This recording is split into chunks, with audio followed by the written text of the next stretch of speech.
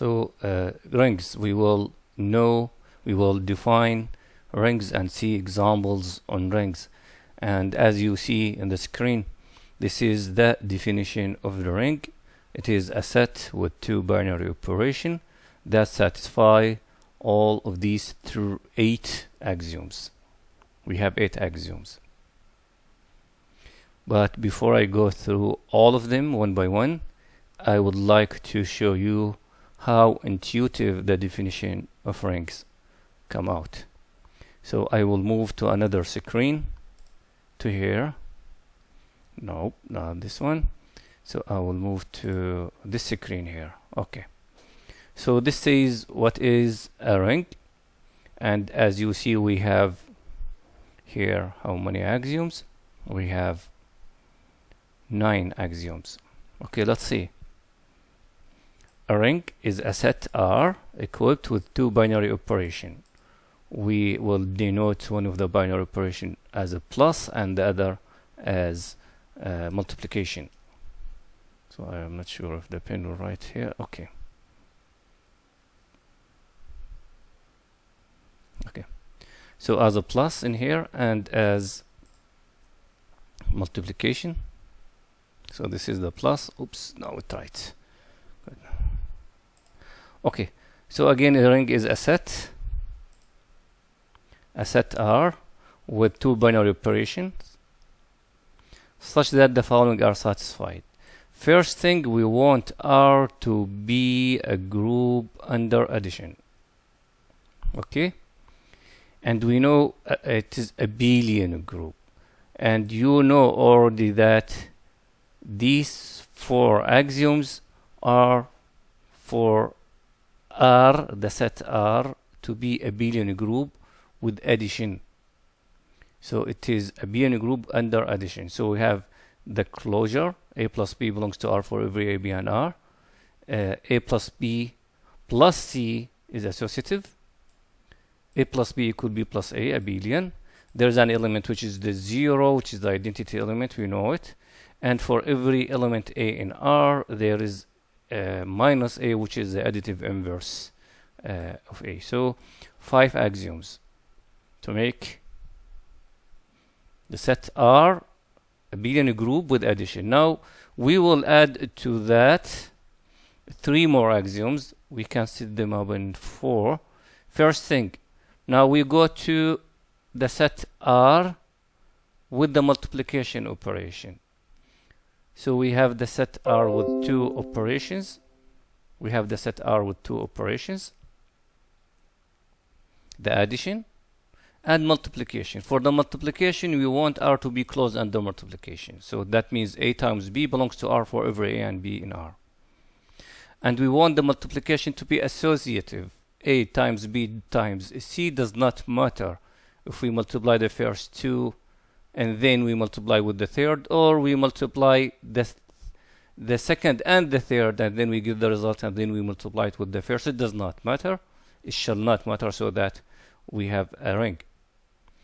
And in 8 here, the distributive law, we distribute A over B and A over C. So A times B plus C is A times B plus A times C, and the distribution goes from the left and from the right.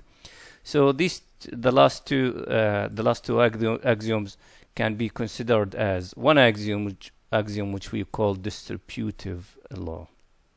Okay, so all these axioms need to be satisfied with the 2 operations, the addition and the multiplication, with respect to R, so that we call R a ring. Okay. This is not the intuitive approach I've talked about. The intuitive approach I talked about is the following. Now if you go in here. Okay. Now if you want to solve an equation of the form, see, it is some element multiplied by this. So A times B, A times parentheses, B times X plus C equals D. When we want to solve such an equation, okay, what we do, we want to reach this form. So we want to take this equation from here all the way to here. What we need to do in order to do so. Okay? Okay, what movements we need in order to move from left to right. First thing here, first thing we need is the distributive, right? You see, we distributed A over Bx, and then we distributed A over C, right? So we have the distribution. A could be to the right of the parentheses. Here it is to the left. It could be either to the right. Then we need to do the right distribution. So the distribution axioms must be in hand in order to solve such an equation. Okay? What else do we need to do? Now we got here. What we do next? Let's see. We need associative. Oh, okay. Notice here what is happening. It is A times B times X. Can I say it is the same as A times B and then times X? In order to solve this equation, I must allow that movement, right? So we need associativity. Oh, great. And look here, A times B. These are two elements from the ring. So if we are solving this equation inside the ring, then everything, all computations must stay inside. We are not supposed to go outside this system because we want to stay inside the system R to solve this equation. So we have in hand now A times B. And therefore, we need to make sure that the multiplication is closed in R. We're still in R. So we got good. So we got distributivity. We got associative for multiplication. And then we got closed under multiplication. So what movement do we need more? What's this now? This says, okay, what's happening? Okay, okay, what's happening now in here? Additive and the additive inverse. What's happening here? Okay, so for the delta in here, to solve this equation to keep going, notice here I called A times B, I called it alpha, right? So here it is.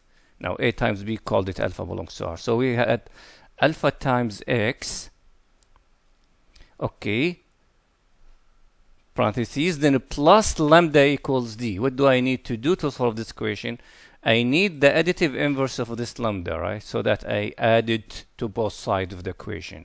So I add it here and I add it here, right? Good? Okay.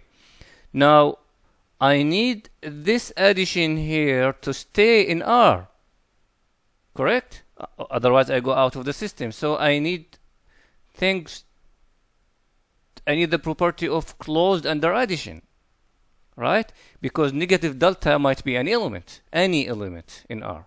So I need D, and D might be any element also. D plus negative lambda, which means any element plus any element from R to stay in R. So I need the property that addition is closed in R. And I needed the inverse, additive inverse to exist. Delta can be any element from the ring R. Now look what is happening here. I have this thing, all this thing, added to negative delta. So can I use associativity here? I need to use associativity for addition so that I add delta to negative delta, and then I get what? I get 0. Here we go. We use the associativity for the addition. And what's happened after that? So I call this beta. This is beta. What happens after that? It is 0. Oh, okay. So I need the additive identity also to be there. Otherwise, if I don't have additive identity in there, then I cannot move. Then I cannot solve the equation. So what I got now, A times X equals delta. So great. What happened, we moved this equation here all the way to this one. And then we might be able to find for X. X equal alpha inverse times beta. But alpha inverse here is the multiplicative inverse.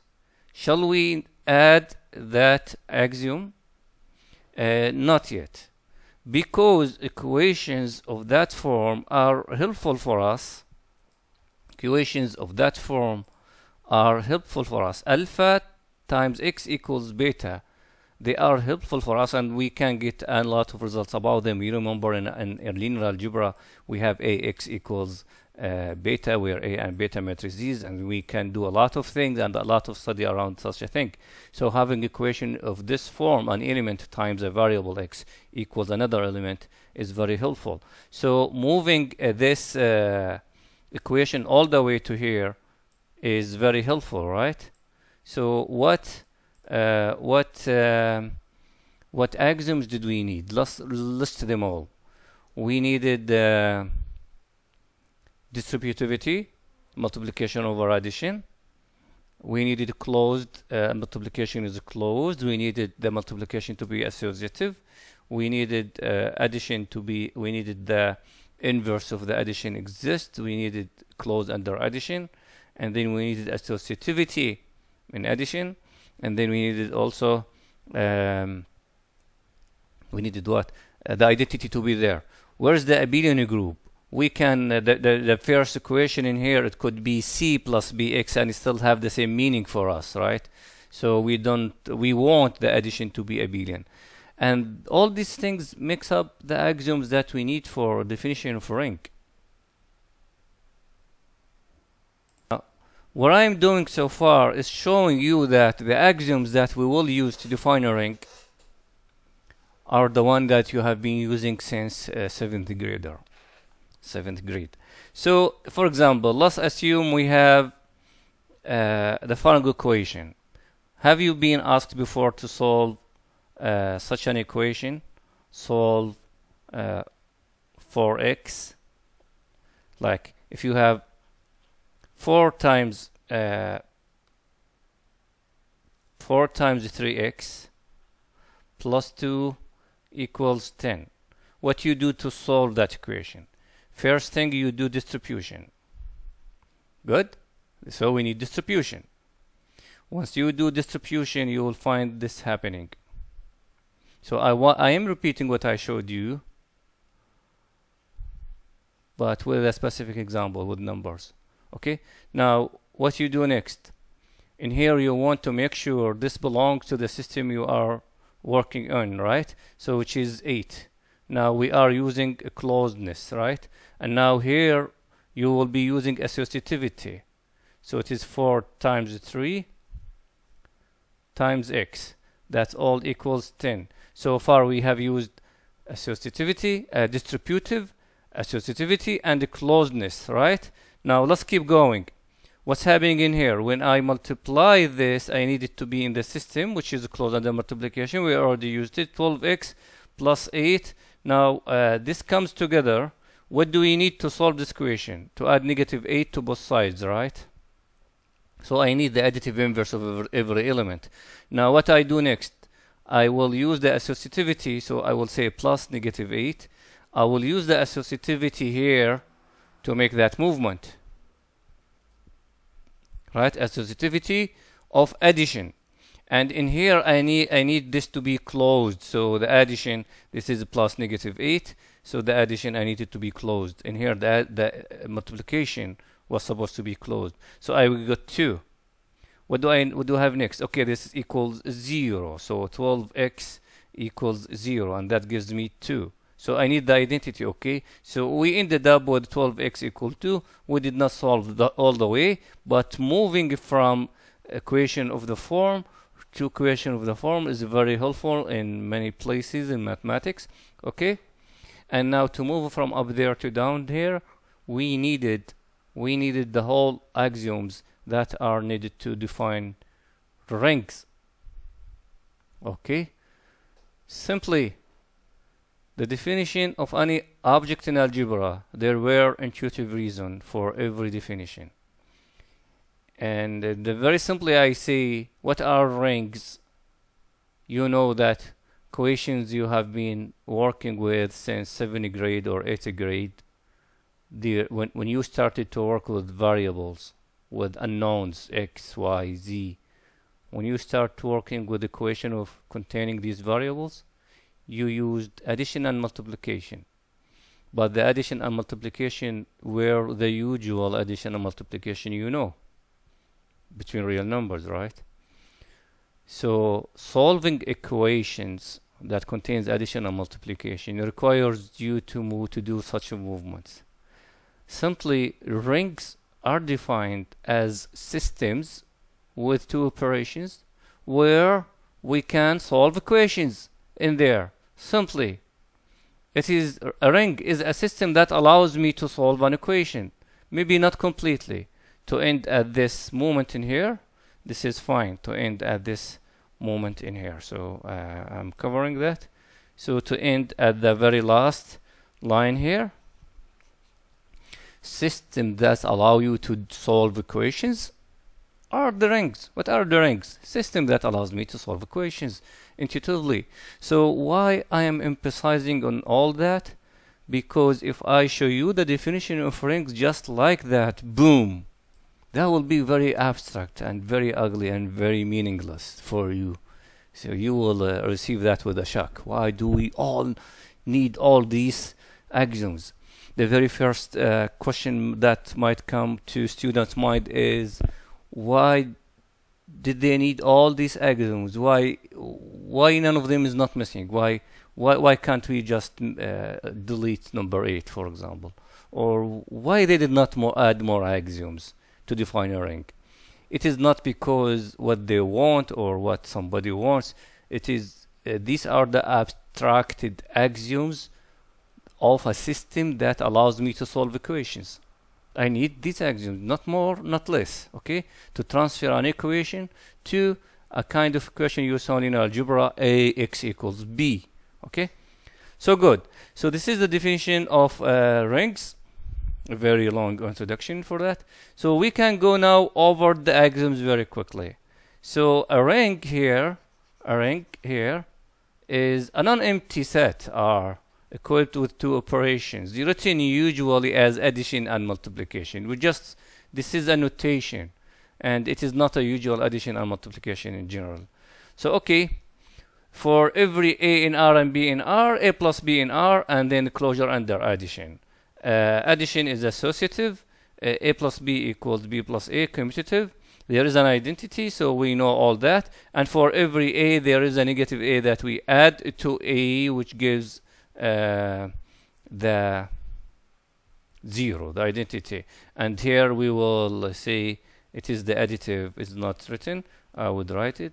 The additive inverse. Okay. And we have already said those 4 axioms, you know that they mean a abelian group. So we want the set R with the addition to be a abelian group. So this is the first thing for a set to be a ring. Now we will add the following to it. For every A and B, their multiplication will stay in there, which means closed under multiplication.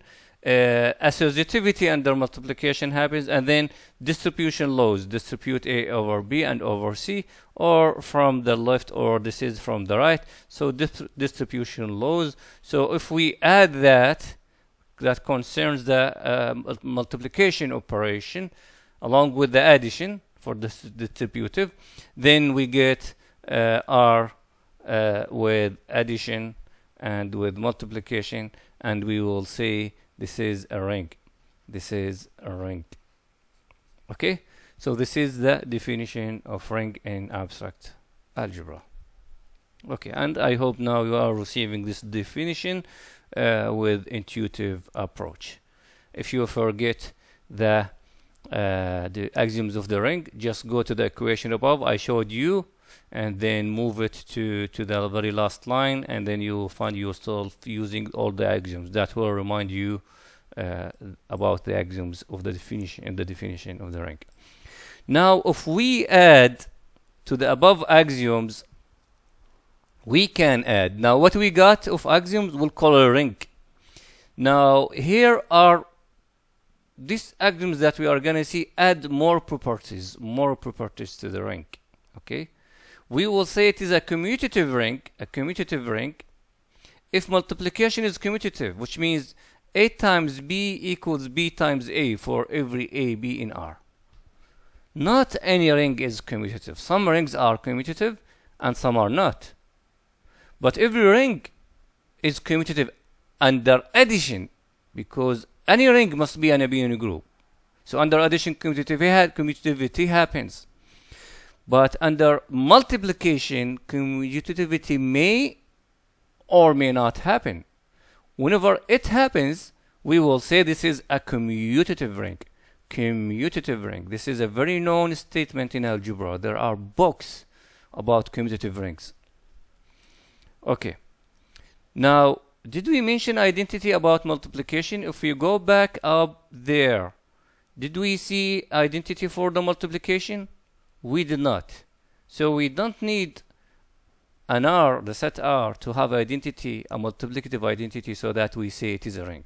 We can say it is a ring still, even if the multiplicative identity is not there. Okay? But if we got in addition, besides that, we got a multiplicative identity, then we will say, so a ring with identity is a ring that contains an element. This is the identity denoted this way, satisfying the following. A times that element is same as A, which is identity times A. The same thing. So this is called multiplicative identity. So sometimes we will say a commutative ring with multiplicative identity. We will say let R be a commutative ring with identity. That means it is a ring, the all 8 axioms in there, plus 2 more axioms. It is commutative, and it has an identity. Okay. So let's see examples. So most of our lecture today are just examples of rings. Okay. Now we start with Z, the integers, and the real numbers with usual addition. Here we are using the addition multiplication. We know the usual addition. R, commutative ring with identity. R, commutative ring with the identity. Now we mean here Z with addition and multiplication. This is a commutative ring with identity. And also real numbers with addition and multiplication. Okay? We know that Z with the addition is an abelian group. Real numbers with the addition is abelian group. Now add the multiplication and confirm the 3 remaining axioms, which are closed under multiplication. Multiplication is distributive over addition, and multiplication is associative. Here multiplication is commutative, and there is a unity, and the unity here, the unity of Z is 1, the one we know, just number 1, which is the same as the unity of R. Good. So these are the very first rings we know. These are commutative. Let me emphasize that. Commutative rings with identity. When we say with identity, that means the multiplicative identity. Okay. Another example. The Zn is commutative ring with identity. We know what the Zn means. We denoted this by the equivalence classes 0, 1, 2 all the way till n minus 1. Okay, we know that Zn, now the addition here is addition modulo n. So we know this is a group and it is an abelian group, right? Now, if we add addition to it, multiplication modulo n, so the addition is modulo n and multiplication is modulo n, then this is commutative. So we will write like this. This means commutative ring with identity. What is the identity here? It is the equivalence class represented by 1. Okay? Agree with that? Now we can confirm this is a ring indeed, since if you take 2 of these integers in Zn, multiply them and take the remaining modulo n, then the result will be one of the elements in there, right? And do you know that taking computations or making computation inside this is made by using the integers themselves? So distribution and distributive distributive, sorry, and associativity holds there. Okay. More examples of rings. Let us see here. Let E be the set of even integers. Okay. Then with usual addition and multiplication, this is a ring. The set of even integers are written this way, right? Now this is addition, normal addition, and normal multiplication. We know this with addition is an abelian group. And since the elements in there are integers, then associativity, distributivity happens, because those properties happens for the integers. And also, if we take two elements from there, even integers, multiply them, then the result is even, it stays in there. So it is a clause under multiplication. And it is also commutative. If we multiply integers, it does not matter the positions. So this is commutative ring.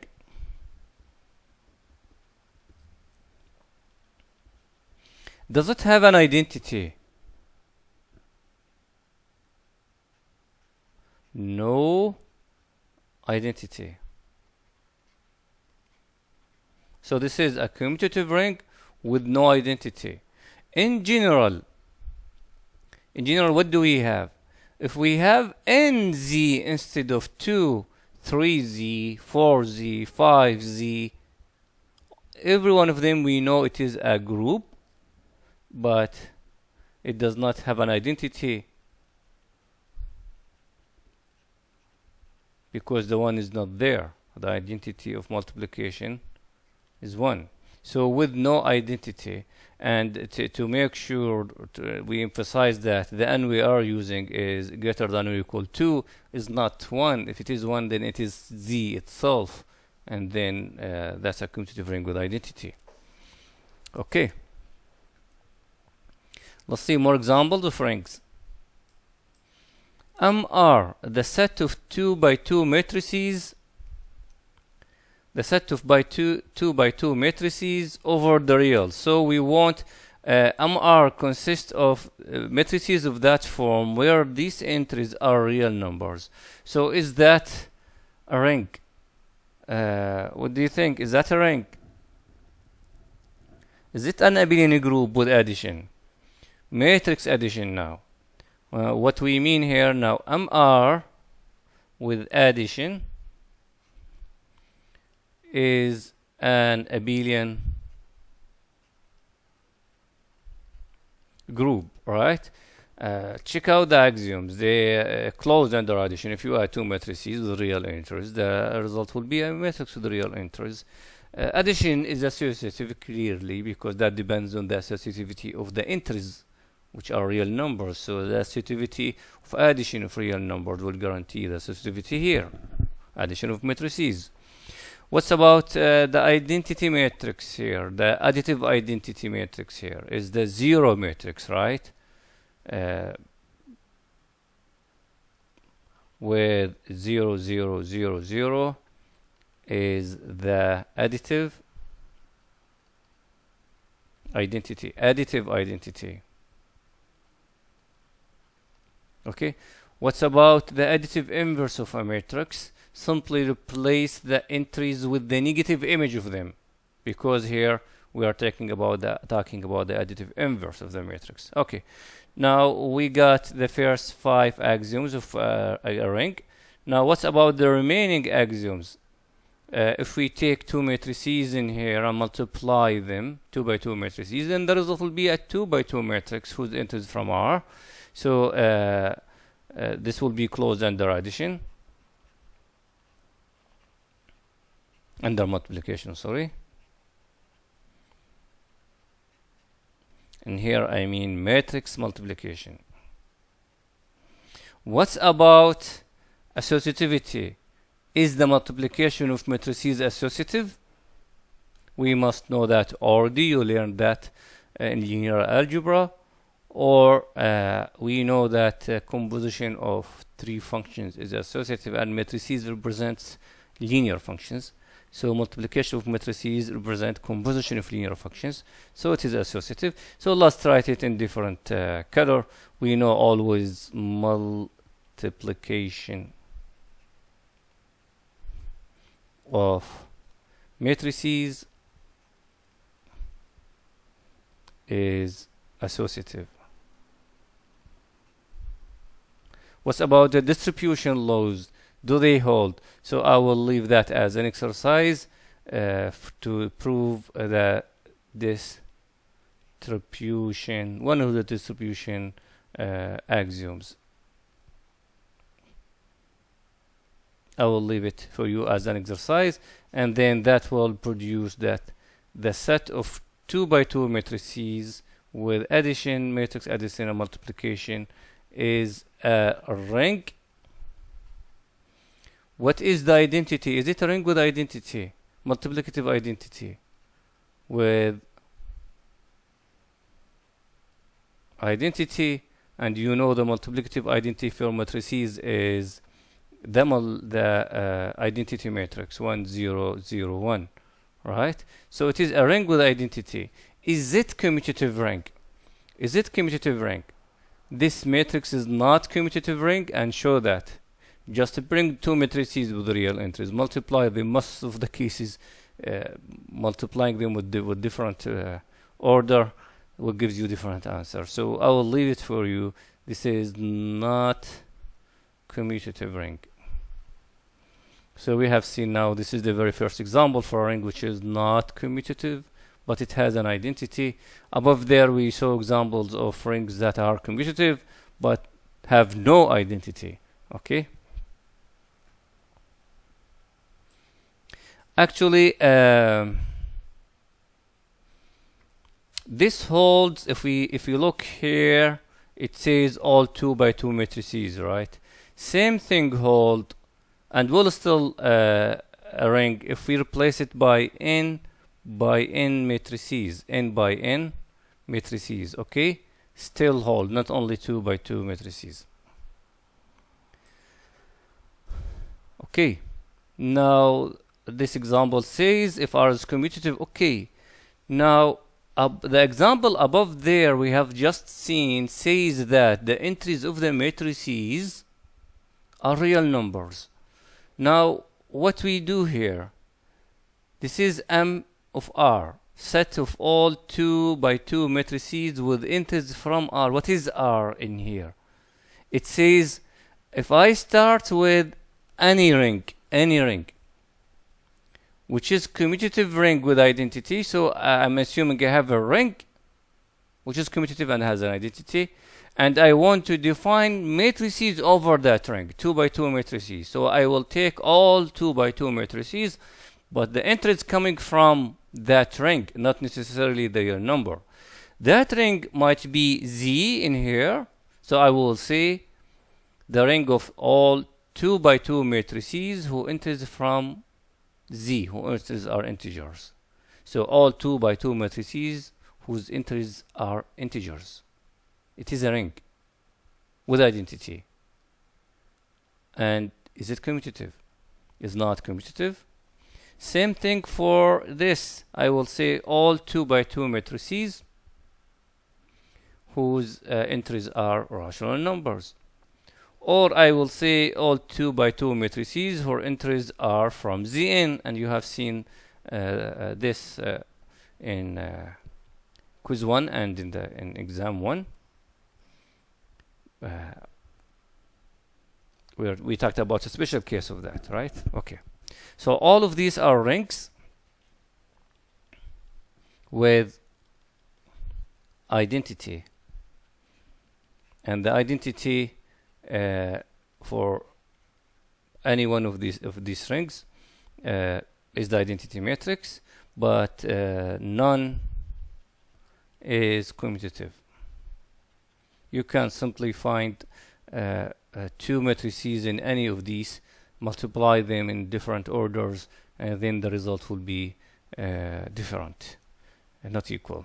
And I will let you show that it is not commutative. It is none is commutative. So I'm saying here, show it is not commutative.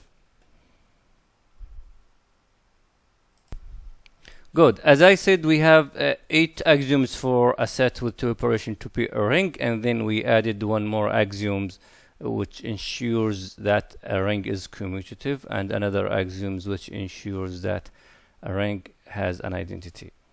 Now we will see a special kind of rings. In here, we will say that a ring is an integral domain, a very important definition in algebra. Integral domain. An integral domain is commutative ring, so we need it to be commutative. So for a ring to be integral domain, we need it to be 1, commutative. 2, we must be identity, and the identity is not 0, so we want the ring to consist more than the 0, such that the following axioms is satisfied. So this is the third thing. So integral domain means commutative ring, so it is a ring, commutative, identity, and whenever A times B equals 0, then one of them must be 0. One of them must be 0. We have seen this before when we talked about zero divisors inside Zn. We have seen that two elements, for example, in Z12, we have 3 times 4 equals 0, but neither 2 nor 3 nor 4 is 0. So we will say, Z12 is not an integral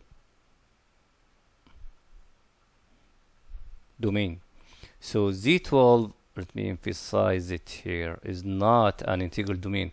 We have seen a little while ago that Zn with addition and multiplication is a ring, commutative, and has identity. So it satisfies number 1, axiom number 1, axiom number 2, but it did not satisfy axiom number 3. So this is not an integral domain. It is a commutative ring with identity, which is not an integral domain. Okay. Now, this means the whole line in red here, if we say P gives Q, now this is equivalent to it, but this is not Q gives not P. Remember that this is the contrapositive. So this is the contrapositive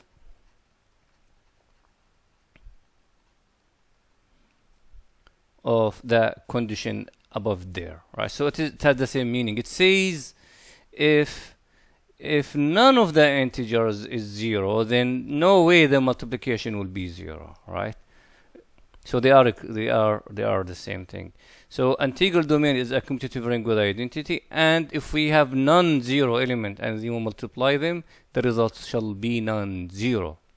Or it is a commutative ring with identity such that if I find the two elements, if it happens that multiplication of two elements is 0, then look at the elements. One of them was already 0. This cannot happen. The multiplication cannot happen to be 0 unless one of them in your hand was 0. Okay? Good. So we have seen Z12 is not integral domain, Z6 is not integral domain, Z4 is not. And in general, let me write it here. In general, Zn is not an integral domain.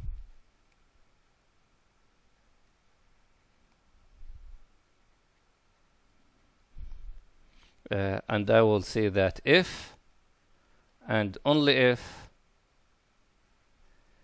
n is composite. What does that mean? Not a prime. So if this n is composite, then Zn is not an integral domain. Okay? Okay, let's see examples. Z is an integral domain. This is correct because I cannot multiply two non-zero integers and I get 0. This is not possible. If P is a prime, then P is an integral domain. This is right. We have seen this before. If P is a prime, then we cannot find two elements inside ZP that we multiply them, we get 0. Why? Because P cannot be decomposed. If I multiply two elements and then I get 0, then that means P divides their multiplication, but P is a prime. If P is a prime, and we have seen that before. If P is a prime and it divides multiplication of two integers, then we must get that P divides A or P divides B. So P divides A means A equals 0, and P divides B means B equals 0 inside the P, right? So if P divides A times B, that means AB equals 0 in ZP, then A equals 0 or B equals 0. Okay, this says Z6 is not integral domain. Simply 2 times 3 equals 0. None of them is 0. That 2 by 2 matrices with real entries is not integral domain. Oh, okay. Multiply this matrix and this matrix, we get 0. So we have 0 divisors. In all cases, when you get two non-zero integers and then you multiply them, you get 0. We call them 0 divisor, right? We have used this terminology before, divisors. Each one of these is 0 divisors. Good. So know what integral domain is. Commutative ring with identity that has no 0 divisors. Okay. Now we will say commutative ring with identity, and we will remove the third condition in integral domain to obtain the definition of a field. So what is a field? Very important construction in algebra. A field is commutative ring. So one, I need it to be a commutative ring with identity, which is not the 0. So I need the identity. I need the identity also. That satisfies the following. So this is condition number 3.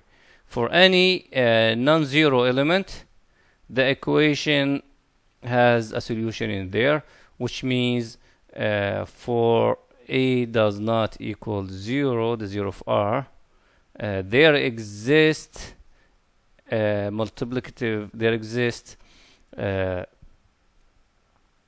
B, say in R, okay, such that A times B equals the identity of R, and that means A has a multiplicative, this is easy to say it, multiplicative inverse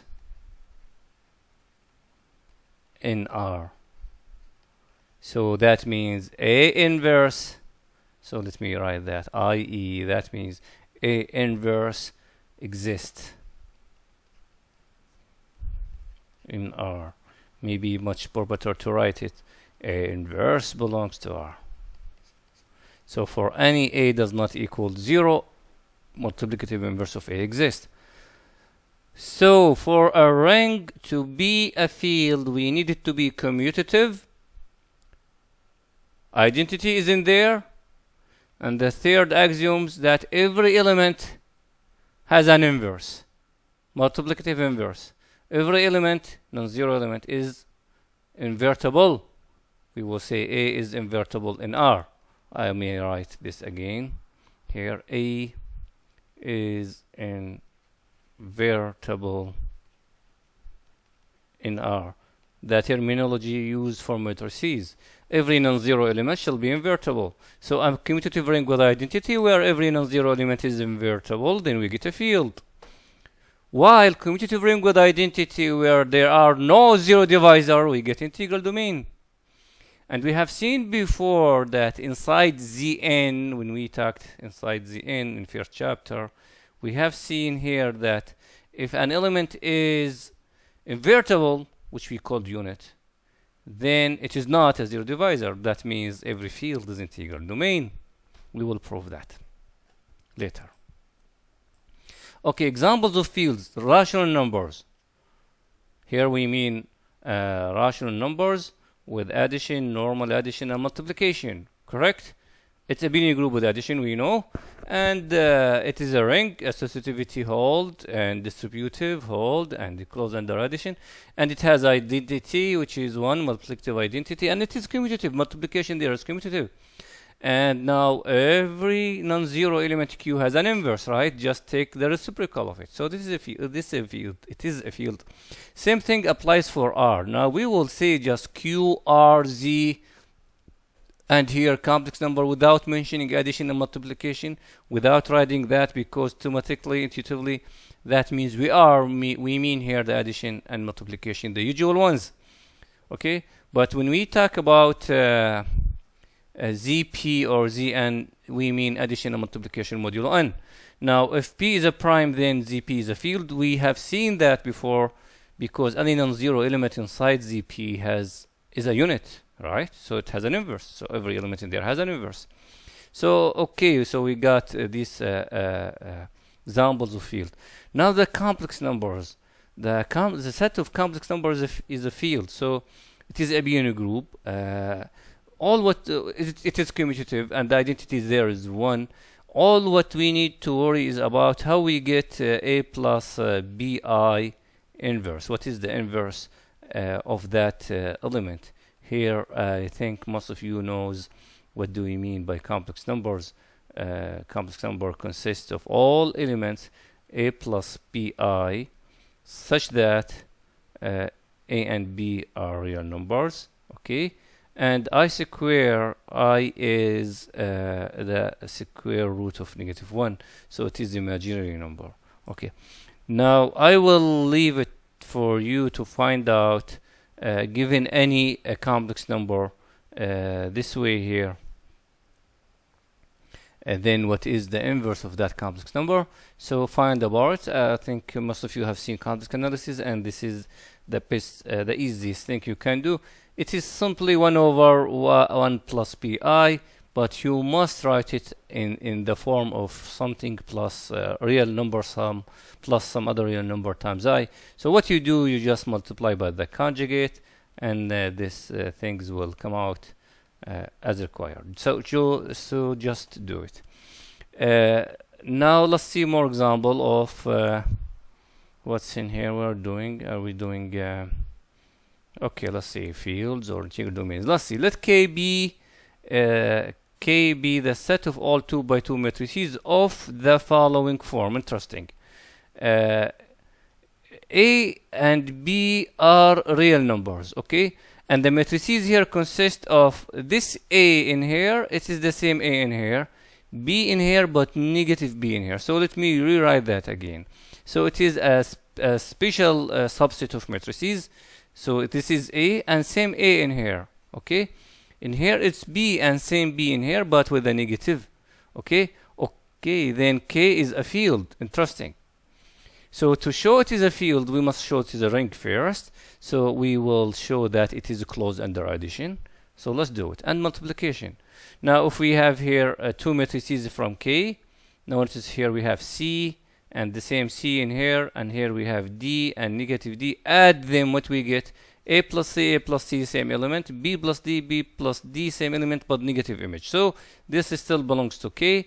And do the multiplication, we will see this element is the same as that, and this element in here is the same as that, but negative image. So multiplication is closed. Okay, we will not worry about this associativity of multiplication of matrices, because this already happens, and also we will not worry about distributive, because this already happens between matrices. So all what we need to worry about is closed under addition, closed under multiplication, and for sure the additive identity there, which is the 0 matrix, exists in K, because that will be 0, 0, 0, negative 0, which is 0 itself. The identity matrix is in there, because that will be 1, 1, 0, 0, for sure will be there. So it has multiplicative identity.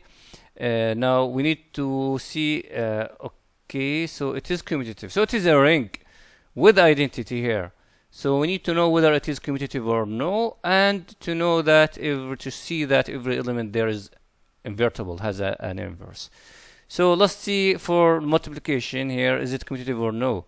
This is one element from K, this is another element here, and what we do here, we replace the positions of them, multiply them from both ways, and then compute, you will get the same result. Then fine, so ours K is commutative. Now, what's about if we take an arbitrary element from K, a matrix of that form? What is the inverse? Now, if you pay attention to this matrix here, let me make a line. So this will be actually A inverse. Okay? Now, if you take A to be this, then this is A inverse. And you know how to compute the inverse of 2 by 2 matrix, right? When you compute it out, you will find it equals that form. So the integer here is the same as the integer here. Good. And the two integers here are the same but negative image. Maybe you will wonder, okay, but the negative image is above there, right? It does not matter. It says some element in this corner and the negative image of it in this corner. So you have, if you have negative here, you have positive here. If you have positive here, you have negative here. It does not matter which one is negative and which one is positive. They are the same integer. Okay, it might be then the integer above there might be negative, then down there is positive, or the opposite. So okay, and this belongs to K. So what happens, we chose an arbitrary element in K and we showed that it has an inverse in there. So the ring K, 2 by 2 matrices of that form, A and A, B and negative B, where A, B real numbers. The set that consists of such matrices is commutative ring with identity, and it is every element in there has an inverse. So it is a field. So we go back and say this K, as it is written here, K is a field.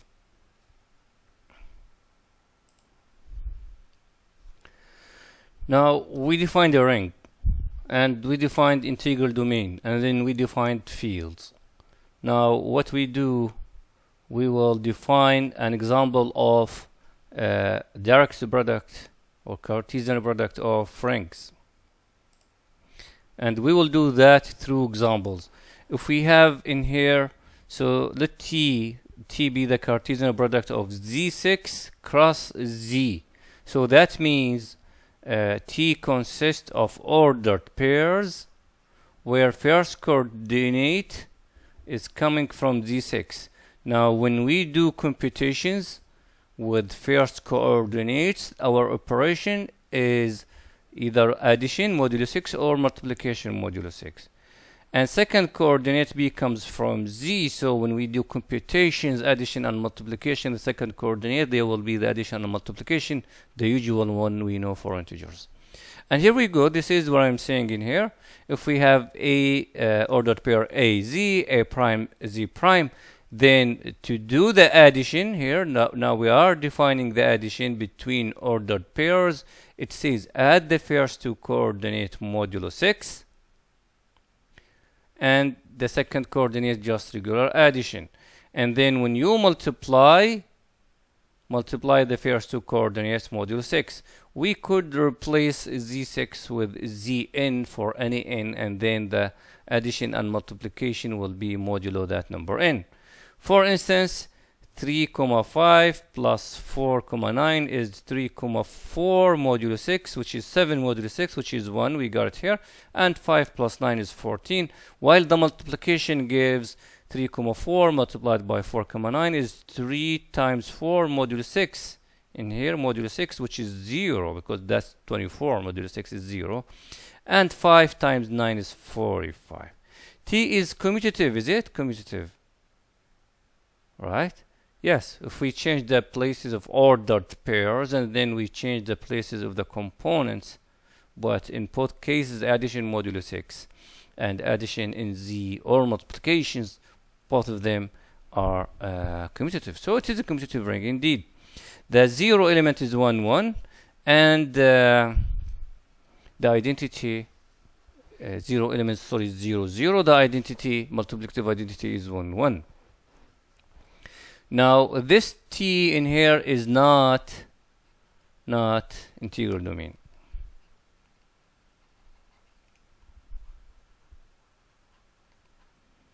Right? Not integral domain. And I will let it you to prove it and say why. It's enough to find zero divisors, right? And it is not a field also. Okay.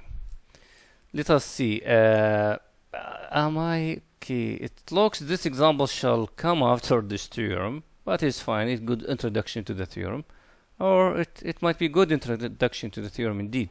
Let S and R be rings. Now we want to define the new ring R cross S the following way: ordered pair plus ordered pair. Now this addition here is the addition of R, right?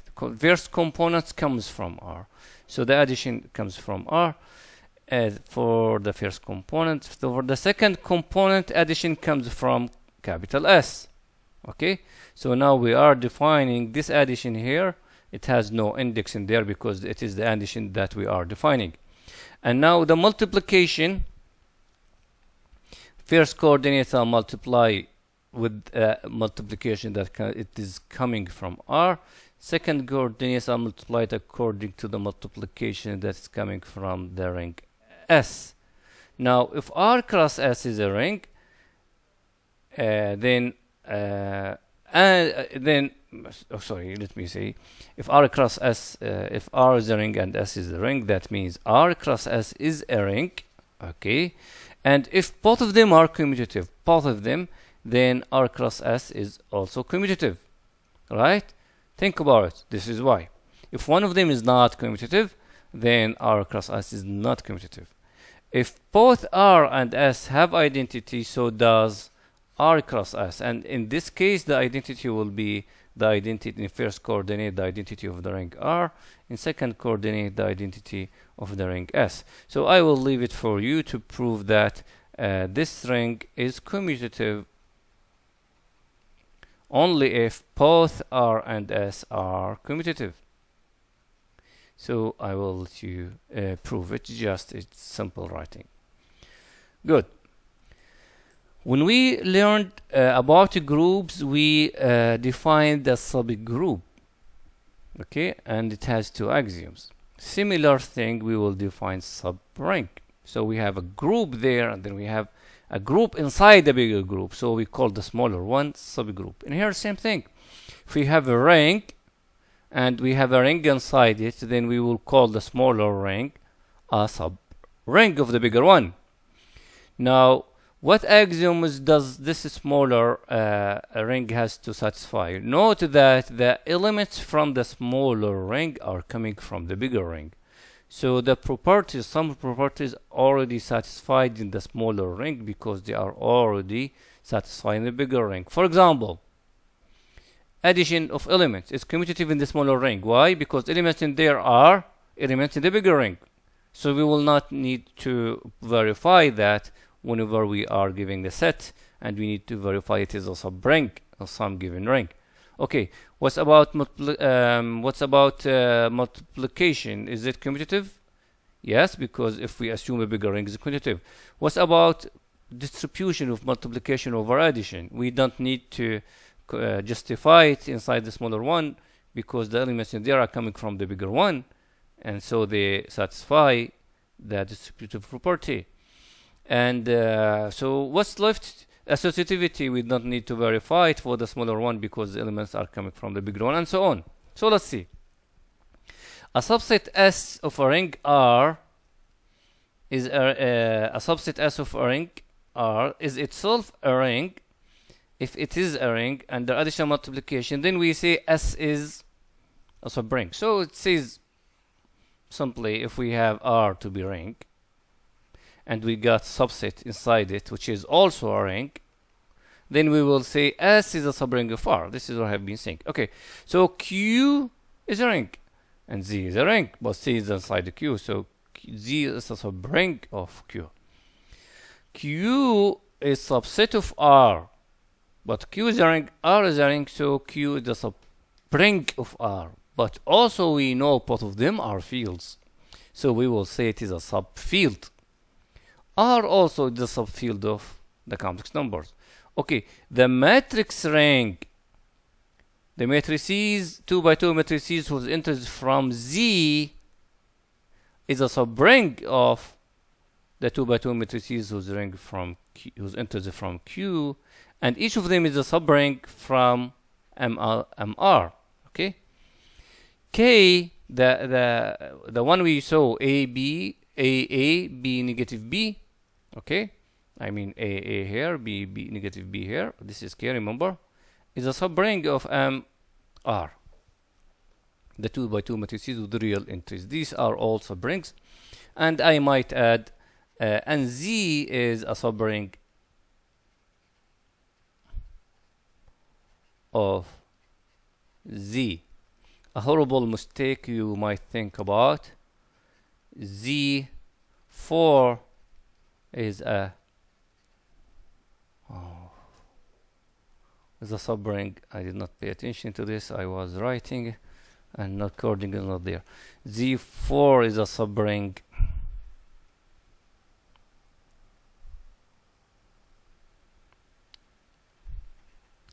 of Z6.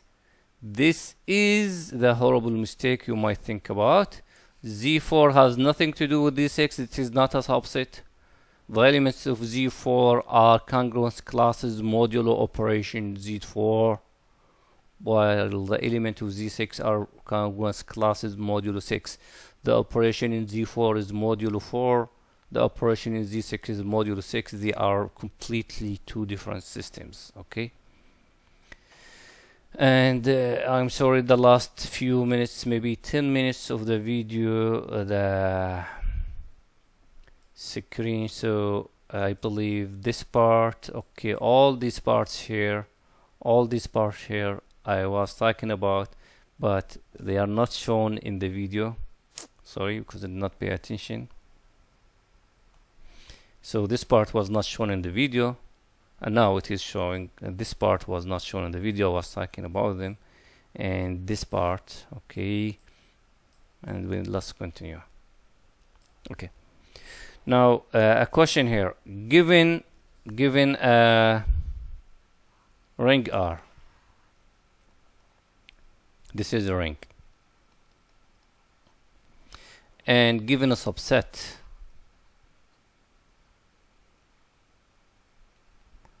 how do we know whether this subset is subring of R or no?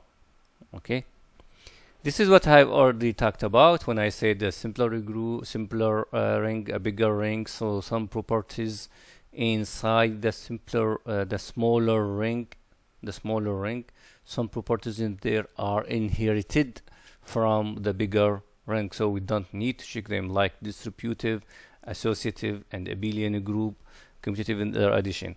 But there are some elements, some properties, some axioms that are not inherited, and then we need to check them out to prove S is a subring of R.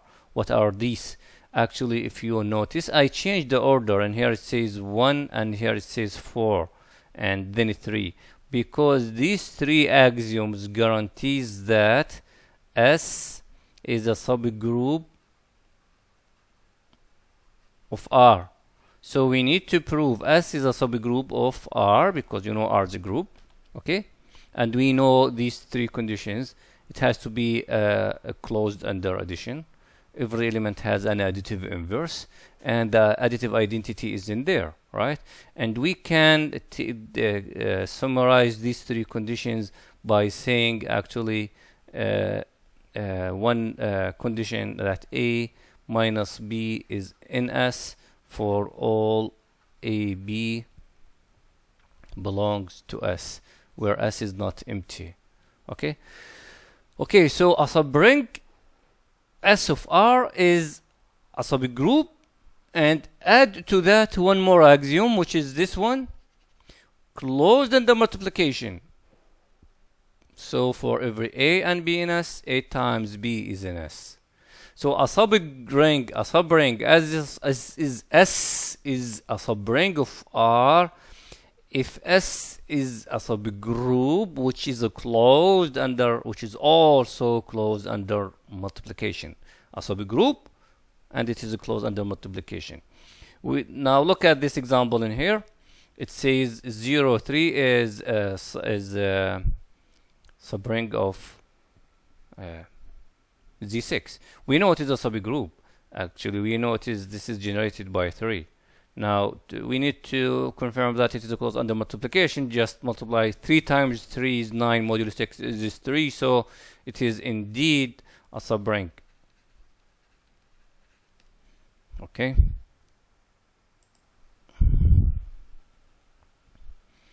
Okay, so 2 more examples of subrings. Let S be the subset.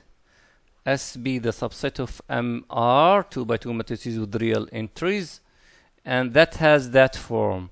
So it says here A is any integer, C is any integer, B is any integer, but it forces this corner to contain 0.